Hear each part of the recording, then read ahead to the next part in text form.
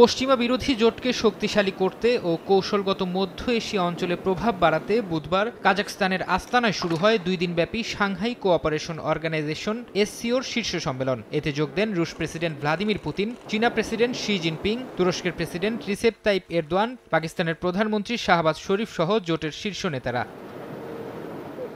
বহুপাক্ষিক সংলাপ জোরদার, টেকসই স্থিতিশীলতা অর্জন, সদস্য রাষ্ট্রগুলোর মধ্যে সহযোগিতা ও উন্নয়ন এবং আঞ্চলিক নিরাপত্তা নিশ্চিত করাই এবারের শীর্ষ সম্মেলনে গুরুত্ব পেয়েছে। এছাড়া এসসিওর উন্নয়ন কৌশল ঠিক করা, সন্ত্রাসবাদ ও বিচ্ছিন্নতাবাদ মোকাবিলায় সহযোগিতার কর্মসূচি ও মাদক বিরোধী কৌশলের বিষয়েও জোটের নেতারা গুরুত্বপূর্ণ সিদ্ধান্ত নেন।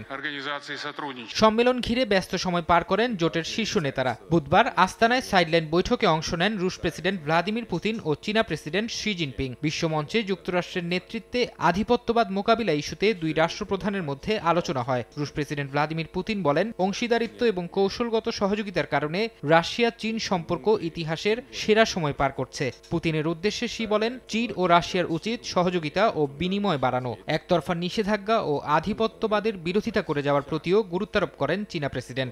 নগদের কাছে সব গ্রাহকই প্রিয়, তাই তো সারা দেশে ক্যাশ আউট চার্জ সবচেয়ে কম।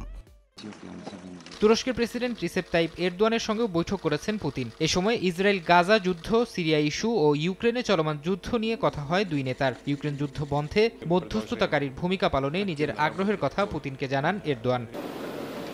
2001 সালে পশ্চিমা আধিপত্য থেকে বেরিয়ে আসার লক্ষ্যে চীন, রাশিয়া এবং মধ্য এশিয়ার 4 দেশ কাজাখস্তান, কিরগিজস্তান, তাজিকিস্তান ও উজবেকিস্তানের উদ্যোগে প্রতিষ্ঠিত হয় সাংহাই কোঅপারেশন অর্গানাইজেশন। এরপর 2017 সালে ভারত ও পাকিস্তান আর 2023 সালে জোটে যোগ দেয় ইরান। এবারের সম্মেলনে জোটটির 10তম সদস্য হিসেবে যোগ দিয়েছে বেলারুশ। ফারহাদ চৌধুরী, সময় সংবাদ।